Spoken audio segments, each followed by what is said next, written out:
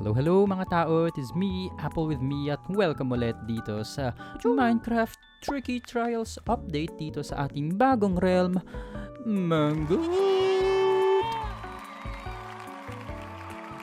Yes, welcome back friends! Kita nyo itong bagong friend din natin na itong kabayo. Hey, ang bilis nyo, magiging friends din tayo with itong kapatid niya, kasabay niya mag-spawn pero hindi natin siya lalagyan ng saddle dahil itong mabilis na kabayo lang yung gusto talaga natin. But anyway, yung first plan natin for today, gagawa tayo ng diamond pickaxe finally at gagamitin ko sana itong diamond pickaxe pang mine ng obsidian pero namatay si Apple with you dito sa tubig habang nag-AFK tayo sa safety butas natin at hindi siya nakapag-set ng spawn dito malapit sa ating base kaya pupuntahan natin siya dito sa may world spawn area at makikita natin yung mga early builds ng ating mga ibang kasama dito sa realm. Wow, ang dami nilang nagawa, buti pa sila.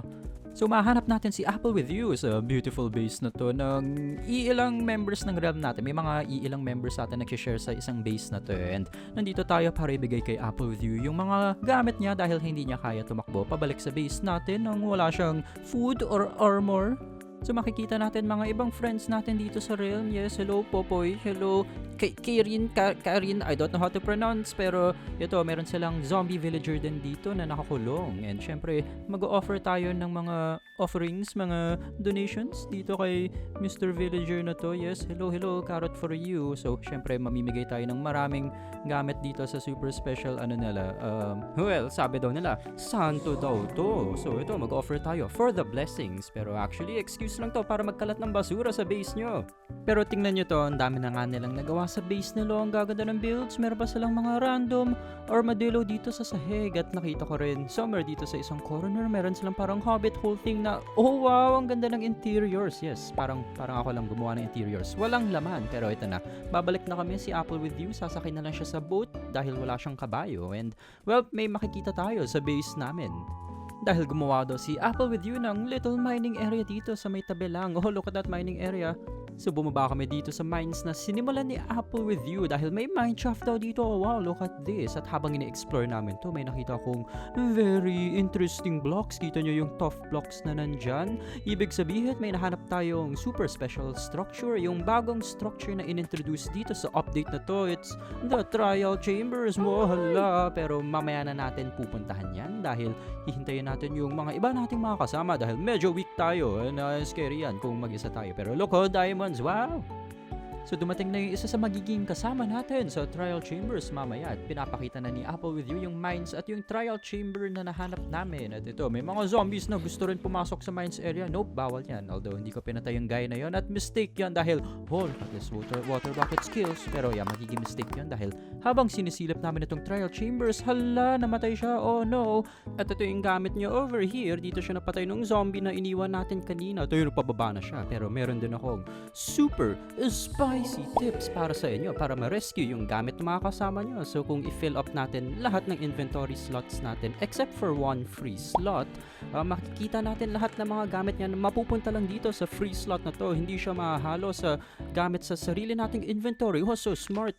So habang hinihintay namin yung mga iba naming mga kasama, bago pumasok dun sa trial chambers, nag-fishing muna kami dito. At syempre, susubukan natin humila ng mga tao with our fishing rod. Ano nagawa mo dyan? Uy. Ayun. Diba? Ayun! Wala akong armor. 2.5 hearts. Wala pa akong pang-heal. Wala ka! Oh! Ay! Oy! Oh! Hala, ang pangit tuloy ng dirt pillar na to. Meron pa kami mga sobrang intense na strategizing na ginagawa sa mga Discord calls namin in preparation. At ito, pakinggan nyo tong isang example ng malalim na usapan namin. Hello? Hello? Hello, sino to? Hello. Hello, pogi ako. Hello. Yes, totoo yan. Yan, tama. Pumasok ako dito para lang sabihin na pogi ako. Yan. Okay, Tama. Bye guys, bye.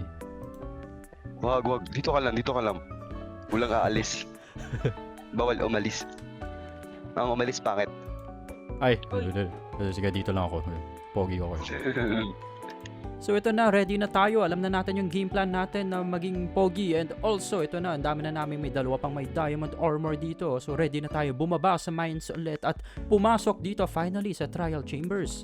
And yung una nating mapapansin dito ay maraming mga copper bulbs, yung mga bagong ilaw dito sa walls ng trial chamber. At ibig sabihin natin ito, wala masyadong mga random hostile mobs man na makikita sa loob ng trial chamber. Instead, yung mga kalaban natin, dito sila manggagaling sa mga special spawners. So, may mga iba't ibang kalaban na pwede lumabas sa mga spawners dito sa trial chambers. And by the way, sirain nyo tong mga jars na nasa tabi-tabi dahil may treasures minsan. Pero ito na yung mga very first kalaban natin, mga cave spiders. Delikado yan dahil sa kanilang mga poison attacks. Masakit yan sa ating health. And habang kinakalaban namin mga spiders dito sa baba, nako, may friendly fire doon sa taas. So, hala, yung mga ibang kasama kasi natin, gumagamit sila ng mga bows, long range attacks. Tayo dito, close range tayo. So, kita natin yung spawner dyan, may mga iba't ibang blocks sa paligid niya. Yan yung parang indicator kung anong type of mobs yung lalabas sa kanya. And also, pag lagyan natin ng torches sa tabi ng spawner, di siya madi-deactivate tulad ng mga normal dungeon spawners. So, may isa pang spawner dito sa baba, sa ilalim mismo ng very first spawner na nakita natin. More cave spiders. So, ang dami nating mga cave spiders na kinakalaban dito. At kailangan natin sila ubusin lahat. Kailangan kalabanin lahat ng mga nilalabas na monsters mula sa mga spawners na yan para makuha yung rewards. And, well, makikita nyo dito na nakaano tayo. Full iron armor lang at wala pang enchantments. Yung kahit anong tools natin except yung pickaxe natin. So, hindi yun useful for combat or for defense. Pero, mukhang nakakayanan naman natin dahil napatay natin lahat ng mga kalaban dito. At dito natin makikita kung ano mangyayari kapag napatay na natin lahat ng mga kalaban from the spawners. Ito, dumudura yung spawner ng mga trial keys, yung rewards natin.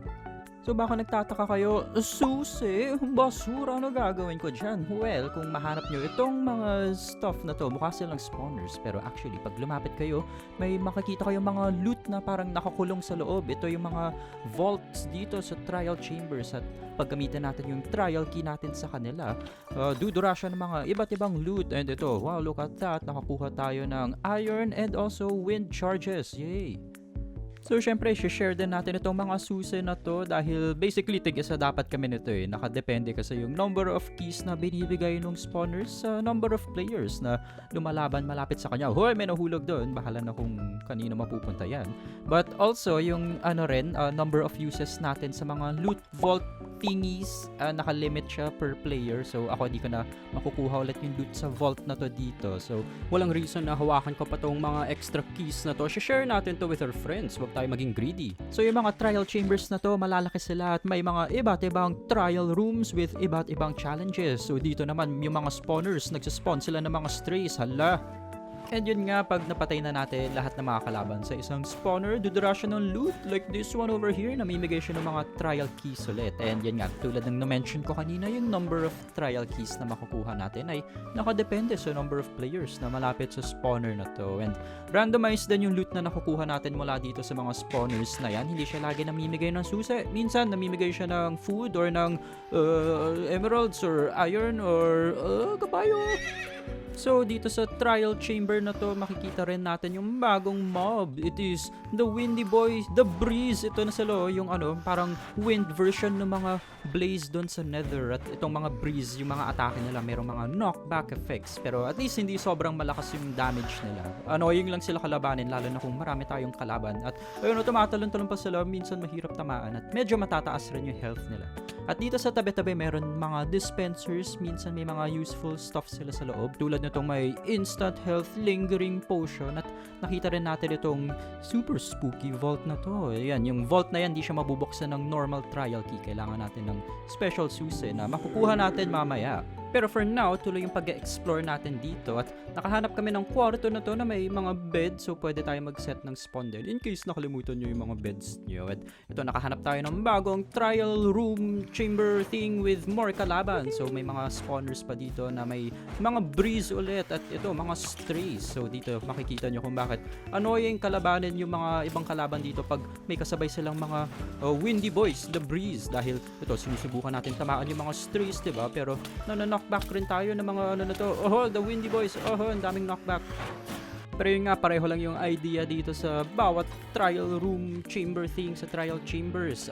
Kakalabanin natin lahat ng mga kalaban mula sa mga spawners at gagamitin natin yung mga trial keys na nakukuha natin para buksan itong mga vaults na mahahanap natin sa loob ng mga trial rooms din.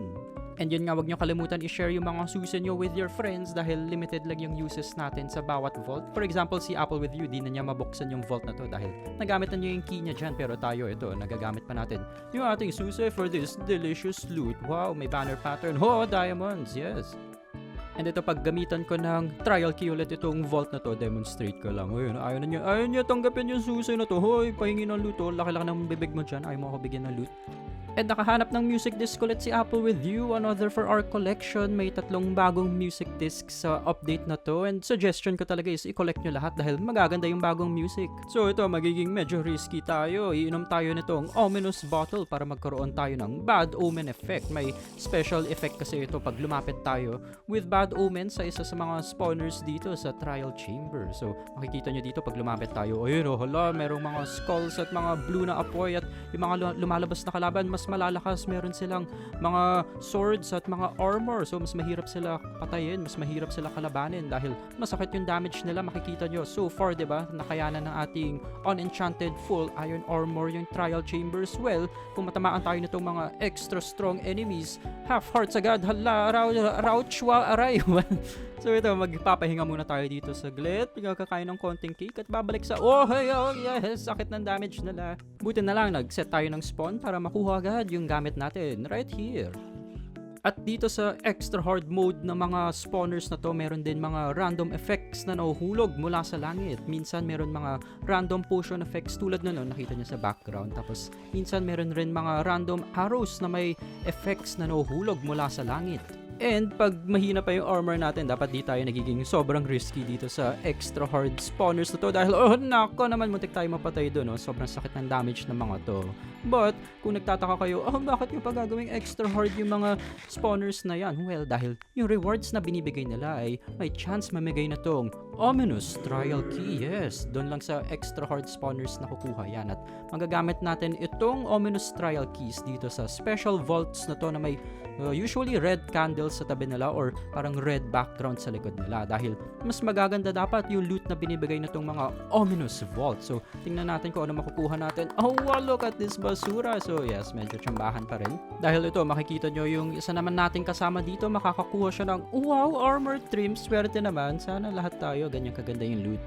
So dito nakahanap kami ng one last trial room with mga spawners at dito hindi na siya yung extra hard spawners dahil nung namatay tayo the first time nawala yung parang extra hard trial chamber effect. So ito mga normal husks na lang yung kalaban natin, pero dahil sobrang dami na lang, delikado pa rin na hindi tayo basta-basta makakatakbo sa gitna niyan.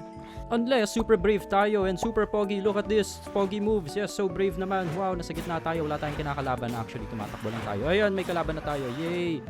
By the way guys, yung annoying na tubig na to sa gitna, na-trigger yun dahil siguro sa mga breeze na pinindot yung button na to. Yung mga atake nila pwede sila mag-trigger ng mga buttons eh. So, well, tatakpan na lang natin yung ibabaw ng dispenser na to na may tubig para wala nang annoying tubig dito sa gitna.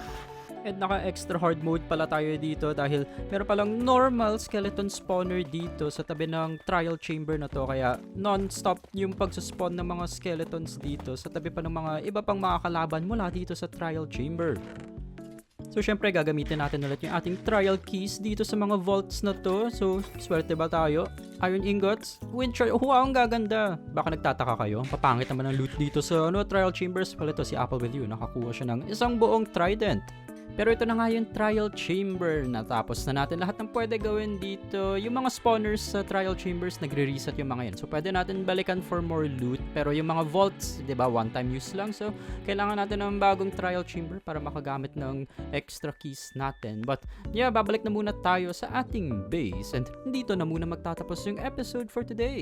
But first, syempre yung ating comment of the week. This time from MK. And actually, member siya ng ating realm. Nag-comment siya about yung mga kalokohan natin with the Wandering Trader last episode. At marami rin tayong mga comments last episode and also dumadami ating subscribers. So thank you sa lahat ng comments and welcome sa lahat ng mga bagong subscribers. Magkita-kita tayo sa next episode kung saan magbe-build na rin tayo. So see you sa next one. Have a great day. Goodbye.